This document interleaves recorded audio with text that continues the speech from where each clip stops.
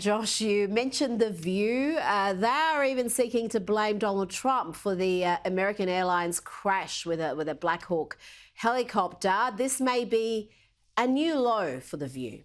Trump fired the heads of the Transportation Security Administration and Coast Guard, and he also eliminated all the members of a key aviation security advisory group.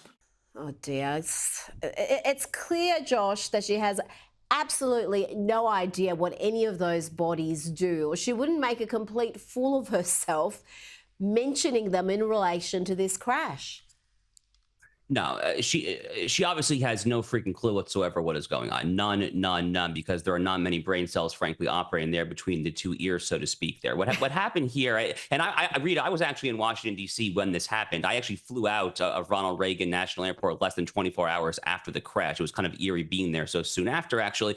But what happened here was apparently there was just a screw up when it came to air traffic control. There was one person who was who was tasked with assigning both the helicopter and the plane routes there. But the point is, when your instinct is not actually look at the facts, not actually look at what went wrong in this very particular situation there, what actually happened in the communication between air traffic control and the helicopter pilot and the commercial airline pilot there, when your instinct is just to try to find some exogenous, not related at all data point and then try to impute it to the president of the United States, you have lost your mind and you have lost your ability to engage in anything remotely resembling logical reasoning. And frankly, if there was any merit and justice in the marketplace, you would probably be out of a job when it comes to talking head punditocracy and media commentary, because she's not contributing anything to the conversation. But yet again, as we were just saying there, they're just doing the same thing here. It's just they've learned nothing, Rita. Like the Bourbons of old. You know, there's that old Talleyrand quote. Talleyrand famously said, like the old Bourbon monarchs in France, they have learned nothing and forgotten nothing. America's fourth estate, our mainstream media, are like the Bourbons of old. They have learned nothing. They have forgotten nothing.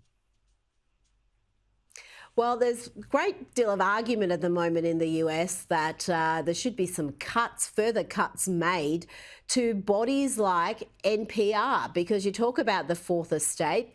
At least when you look at The View, it's privately funded. If some fool wants to plough their money into that enterprise, good luck to them.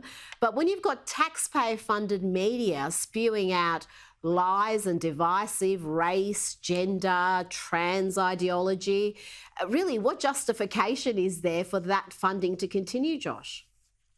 There's not. There is precisely zero justification for it to continue, whether it's NPR, whether it's PBS. There is simply no need for any taxpayer subsidization of any kind of media outlet here. I mean, maybe there was a role for that when in the very early days of radio, in the very early days of television, but in today's day and age, especially when a lot of people are cutting the cord in general, when they're cutting the cord when it comes to both radio and cable news, there people are getting the news increasingly online. Oftentimes here in America, there's just no need for the American taxpayer to be involved in this here. Ideally, this is the kind of thing that Doge under Elon Musk would actually look at there, is trimming fat like this. Conservatives have been saying this basically since the Reagan administration for the past 4 decades. Trump's the kind of guy who, he's the kind of guy who comes in there and he can actually hopefully get this done. I think it's a very good idea, frankly. Now, before you go, there's some sobering data for the Democrats that confirms what we've been discussing. This polling is abysmal. Newsweek reports that enthusiasm for the Democrat Party has continued to plummet since the November election. The party is at its highest unfavourability level. We've got data here showing 31% of voters have a favourable view of the Democrat Party, compared to 57% holding an unfavourable view. Josh, this is precisely what we've been talking about. Nothing we have seen since November, since January 20, shows that they get what the problem is and they're going to go about fixing it.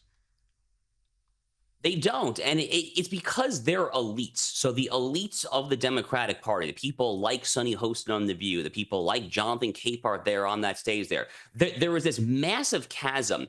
There was a gargantuan galactical chasm between Democratic Party elites and the mainstream American citizen, like the so-called deplorables, of Hillary Clinton, the bitter clingers, Barack Obama. But even on the left side of the aisle, even on the Democratic side of the aisle, there is a large chasm between Democratic elites and the everyday median Democrat there. And until that chasm is shrunk, until they find some way to focus yet again on blue collar, working class economic issues, by the way, economic issues that I may or may not personally agree with, but at least they'll be focused on the actual day-to-day concerns rather than focus on these abstract pseudo-academic Marxist claptrap gender, racial, immigration theory garbage, the likes of which the American people are basically just flipping two middle fingers at them consistently. And I don't know at this point what the heck has to happen. I mean, do Republicans need to get 70 U.S. Senate seats? Do they need to get a 30, 40 seat advantage in the U.S. House? Do they need to get like a 9-0 advantage in the United States Supreme Court? I don't know, honestly, what it's going to take for them to get the message.